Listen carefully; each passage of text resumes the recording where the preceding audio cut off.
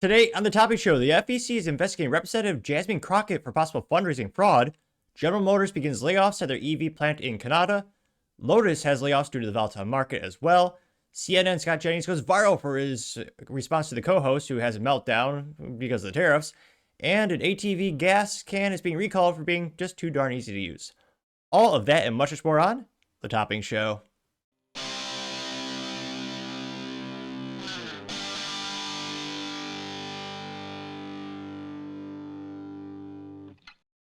Thank you everyone for taking the time to tune in today. Today's episode of the Topping Show is proudly sponsored by Topping Technologies.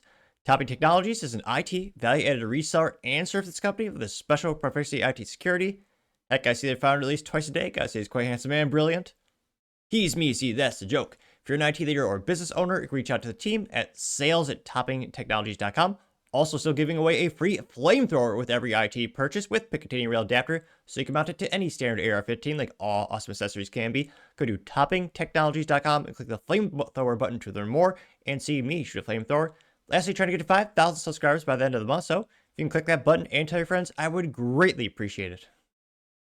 Now going over to the business part of the podcast, you have General Motors doing more layoffs as the trade wars heat up and demands for EVs, well, kind of cool down.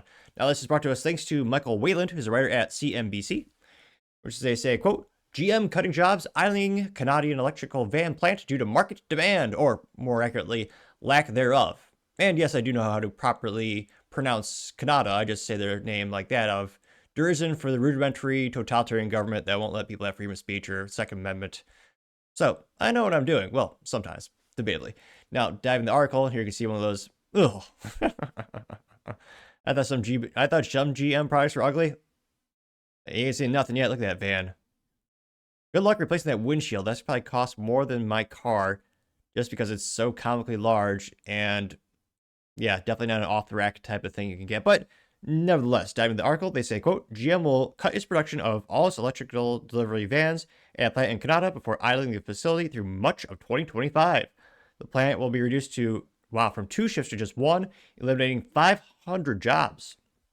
Now, they say that, quote, the CAMI assembly plant in, I'm going to guess this is not a made-up city, in Ontario. Ingersoll? Maybe? Ontario will be reduced from 2 shifts to 1, eliminating 500 jobs after idling began in May for roughly 20 weeks until October. Battery pack assembly at the plant will also be down in weeks of April 21 to April 28 ahead of the prolonged shutdown. The Detroit automaker said the decisions were not related to Trump's recent tariffs in the auto industry. GM says, quote, this adjustment is directly related to the responding demand and rebalancing inventory, or more accurately, lack of demand. Now they continue to say, quote, production of the Bright Drop and EV battery assembly will remain at CAMI.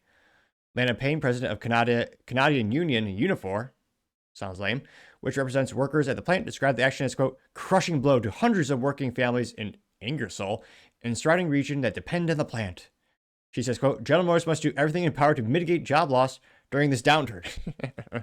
Yeah, as your country tariffs the crap out of us, and when in due course we are tariffing you. Now rumors of Canada saying, oh yeah, we'll do no tariffs if, we won't tariff your stuff anymore if you don't tariff stuff. So very fluid situation, to say the least. Now they say GM launched Bright Drop as a fully owned subsidiary in 2021 before folding into the company's fleet business in 2023. Then folded Bright Drop into its Chevrolet brand in 2024, which that's got to be the most ugly, god-awful looking Chevrolet I've seen in my life. Let's just say Louis Chevrolet is surely rotating in his grave seeing that. They say, quote, GM had high expectations of making Bright Drop a new lucrative growth model for the business. Oh, GM, you should do stand-up comedy because that's hilarious that you think your EV vans will be able to compete with other companies that have, quality control, research, development, and actual contracts with companies like Amazon, which kind of put Rivian on the map thanks to that, van contract. And so you could argue kind of the age-old conundrum of chicken before the egg kind of thing, but yeah, you're not really going to grow until you get a huge contract. And again, you're still losing money on EVs, GM. I don't think that trend will stop anytime soon. Now, they noted that this is not stand-up, I swear. Bright Drop was expected to generate $1 billion revenue in 2023. GM recently declined to disclose their revenue. It's highly unlikely to achieve that target. They say, well, yeah, no duh. In 2023 to 2024, the automaker only sold 2,000 of those vans. And they thought they were going to make $1 billion. Granted, revenue, not profit, but still, $1 billion. No GM. No GM, no. Mary Barra is perhaps drinking the Flint, Michigan water at this point. Now, they say, quote, the plans for idling comes weeks after the Detroit Free Press said that hundreds of Bright Shop vehicles were lined in a storage unit in Flint, Michigan. Really? Why? Unifor said that while GM, quote, has indicated it remains committed to CAMI facility with upgrades for the 2026 model year, the immediate future remains uncertain without stronger domestic support and fair they say fair market access, as again, these countries tariffed the crap out of us way before we did them. Now, Payne continues to say, quote, the reality is that the U.S. is creating an industry turmoil. Trump's short-sighted tariffs and rejection of EV technology is disrupting investment and freezing future order projections. This is creating an opening for China and other foreign automakers to dominate the global EV market, while the North American industry risks falling behind. Yeah, China's already dominating the market. The only reason they haven't taken over every country on the planet is because we're tariffing the shit out of them. You can't beat China when it comes to manufacturing because, well, no one's, before Trump has had actually the idea to stand up to them. They basically have no regulations, no real minimum wage law. Yeah, of course they're going to dominate most manufacturing instances. This is the first time in my lifetime anyone's actually had the idea of, hey, what if we don't let China get away with damn near murder? So, unfortunately, Canada might have to suffer for a little while longer. Well, they always have to because it's, again, no freedoms over there. But I still can't believe GM thought that van was going to be a $1 billion idea.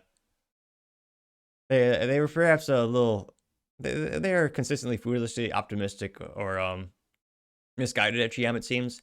But let me know your thoughts in the comments because, as always, be fascinated to hear what you have to say. Other interesting business news, Lotus also has some restructuring due to the volatile market. And perhaps waking up to the fact that not everyone wants an EV Lotus. In fact, I think only 18 people want those. Now, this is brought to us thanks to Motor1.com, specifically Brian.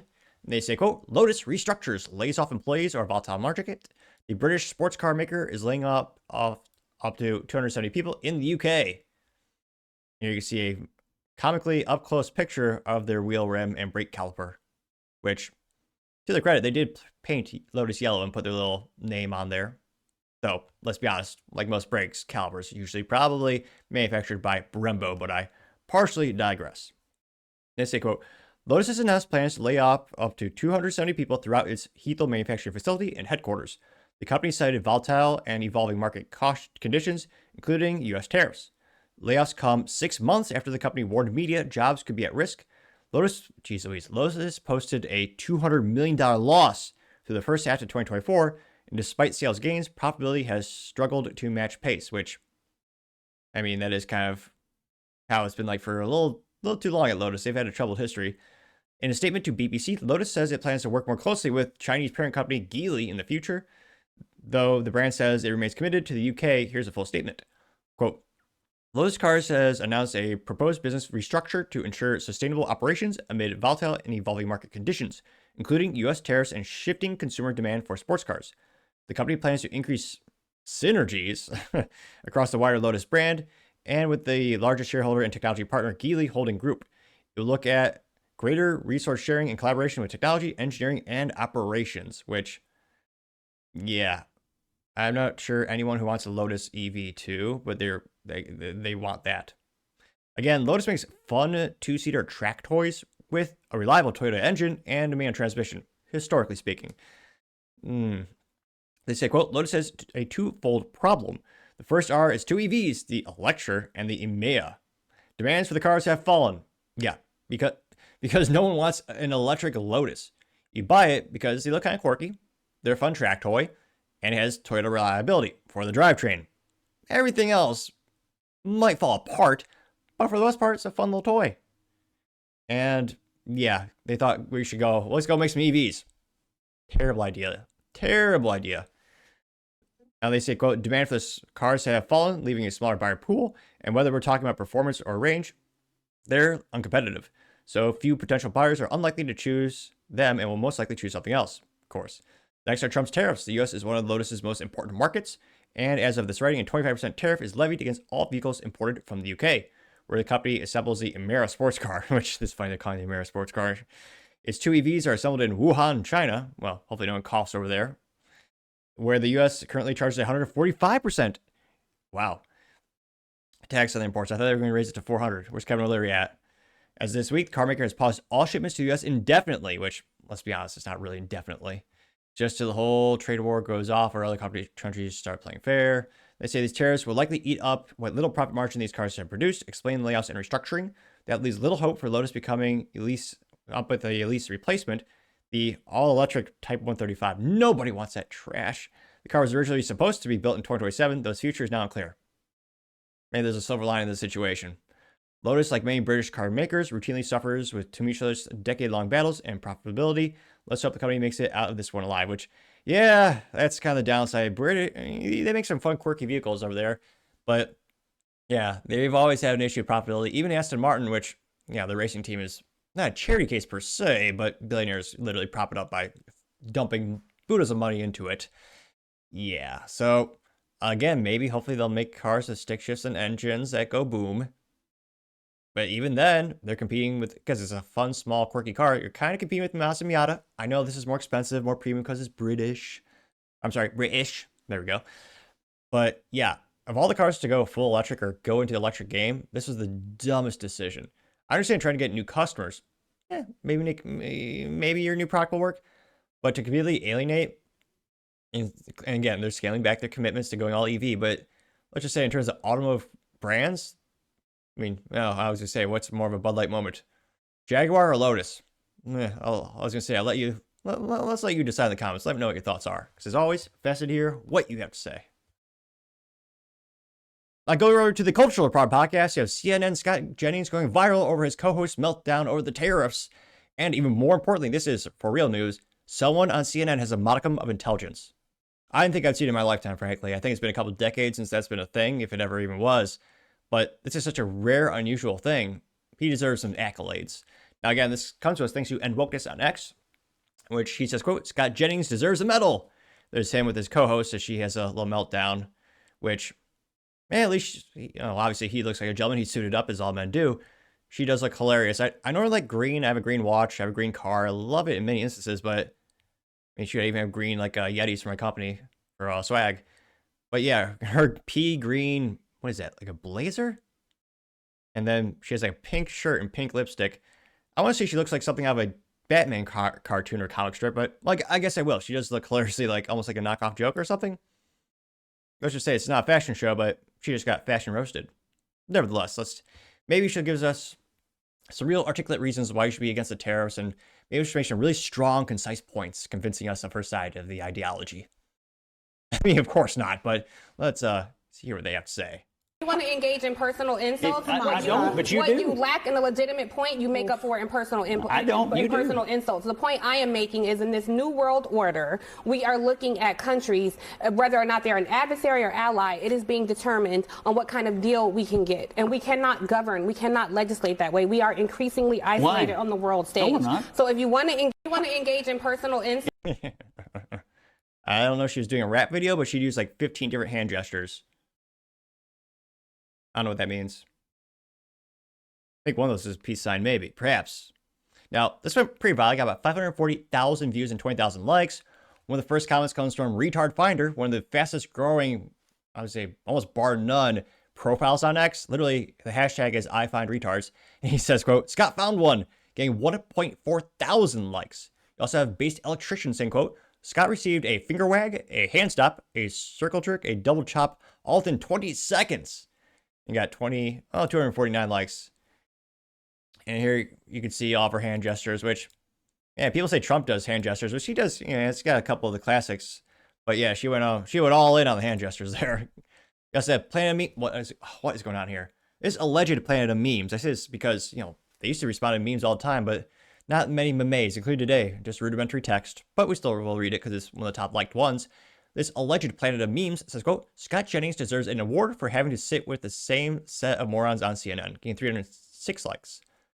Gunther Eagleman says, quote, the dude is awesome, getting 250 likes. Anti-woke memes, no meme either. This is a very disappointing day. Says CNN aren't sending their best leftists, getting 42 likes. Paul Zupa says she tries so hard to be smart, getting 44 likes. Let's see here. I Love American News says, quote, true story, says the goal is not to trigger leftists. The goal is to save America. For some reason, they That just happens to always trigger leftists. Getting 148 likes. A couple people have turned into a comic strip. Grodd says the Gimli generations will never get old, getting 122 likes. You also have MAGA 3D saying sound on libtard moment to win arguments. You're not a member of government, so you're irrelevant. When I'm talking about the president of the United States, you want to engage in personal insults? I don't, but you do. You lack in a legitimate point, you make up for it in personal insults. I don't, you do. Insults. The point I am making is in this new world order, we are looking at. Also have Scarlet Sky saying, quote, if this picture doesn't perfectly sum up our country right now, I have no idea how to break it to you. And it's her looking, as the youth might say, sassy. And he's just giving her an eye roll, being like, why do I have to deal with this mentally vacuous person? Why? Why? Getting 55 likes, which, yeah, I was going to say, I don't know what they're paying him, but that's got to be a torturous job, to say the least. Let's see. I don't see any contrarian statements thus far. Scrolling down more and more. Brent says, Scott Jennings has a patience of a saint. The woman should put her finger in my face. Getting 13 likes. Anti-left memes. But there's no meme. Says, quote, we're American. We can do what we want. We earned it. Getting 17 likes. So, again, this is a historic day. Someone on CNN has a modicum of intelligence. He also knows he's not the average CNN host because he actually has, he's not arguing with his emotion. He's not having a meltdown. He's just kind of chilling and doing his thing. But let me know your thoughts in the comments because as always, be fascinated to hear what you have to say. Now, going over to the political part of the podcast, you have the FEC investigating Jasmine Crockett for alleged fundraising fraud. Who would have thunk it? Now, this is brought to us thanks to Libs at TikTok, and she says, quote, Justin, Democrat Representative Jasmine Crockett is now under investigation by the FEC over donations made by her campaign through the leftist fundraising organization Act Blue. Evidence reportedly shows that an individual donated to her campaign over 50 times without their knowledge, suggesting the donations were being given under false names.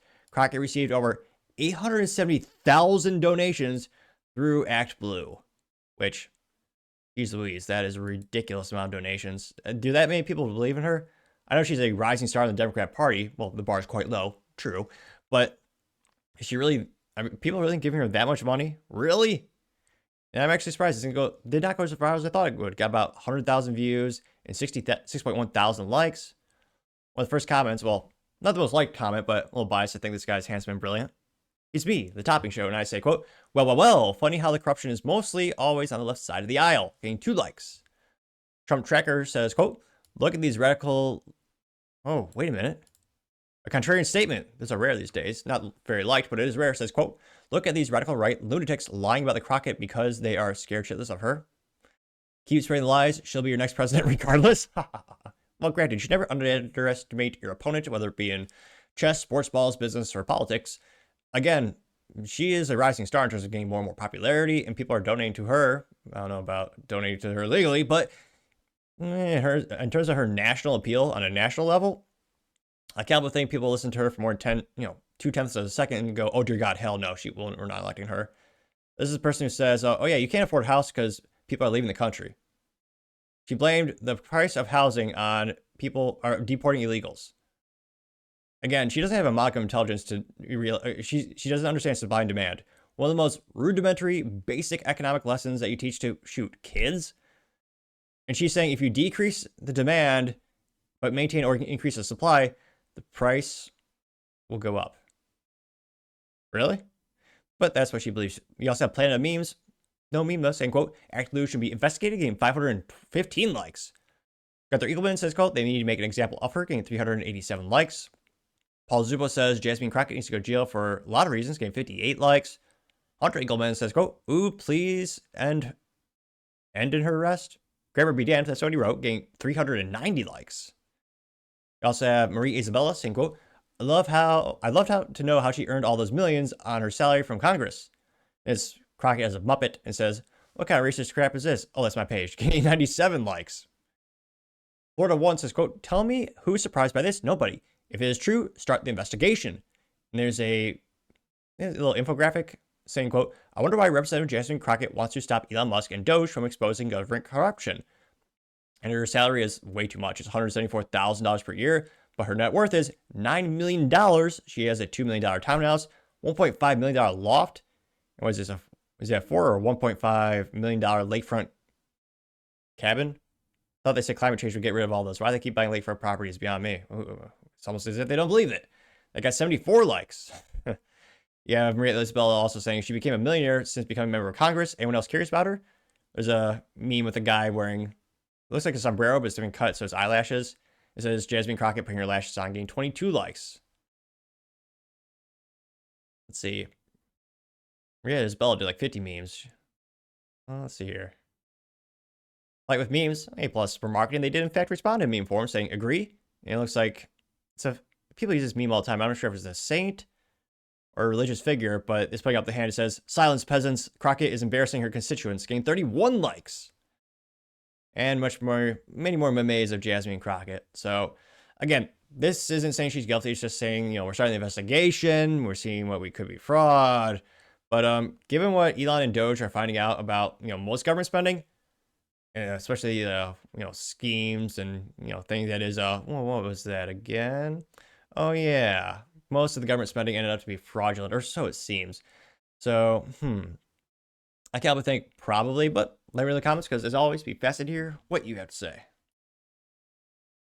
Going over to the business blunder of the day, you have an ATV gas can being recalled because it's just too darn easy to use. Now, this comes to us thanks to big government, and perhaps the only useful thing about the government these days is this website, interestingly enough. It's the good old Consumer Product Safety Commission, and they say, quote, "Jonas C. recalls long-haul portable ATV fuel canisters due to risk of energy, death, and burn, fire, poisonous hazards, a violation of the federal regulation for child-resistant portable containers." Sold at Amazon.com. There you can see pretty much the cliche. It's a slim, rectangular one that you see. I was about to say every Jeep on the planet. There's little side fuel canisters you see. But unfortunately, it's just too damn easy, too user-intuitive, too easy to use. So we gotta stop this. We gotta recall it, of course. And this is why I don't recommend buying any gas canisters made in the past, 20, 30 years, because they're all trash. And I swear, there's so much safety crap bolted onto those damn things. You will spill more fuel than you get into the actual desired filling thing. Well, whether it be a lawnmower, ATV, or car, because it's just so counterintuitive, clumsy, and it does, of course, add complexity and therefore cost and decrease reliability, which pretty much everything the government forces you to do these days, or everything they control in the products. But I partially digress. Now, they say, quote, "This portable fuel containers violate the child-resistant requirements for closures under the," again, more bureaucracy, "Children's Gasoline Burn Prevention Act. The closure for the product is not child-resistant, oh no, posing a risk of burn, fire, and poisoning the children while risk serious injury and or death." Or, it's a gas canister, so if you actually be a parent and you teach your kids, one, if they're too young, don't be around that. And two, you teach them, this is a gas canister, kind of volatile. Don't mess with it, Johnny. But no, we have to have so much government, even that little fuel canister is regulated. Right. Inevitably, it'll be made more difficult to use and less reliable and more expensive. Now, thankfully, no one's been injured by this. So even with parents being, iPad parents letting the kids do whatever they want, haven't got into it. They affected about 815 units. And they were sold at Amazon.com through January 2023 through October 2024 for about $50. The reseller is, all right, this is funny. It's doing business as, or DBA as, Jonas C. of London, Ohio.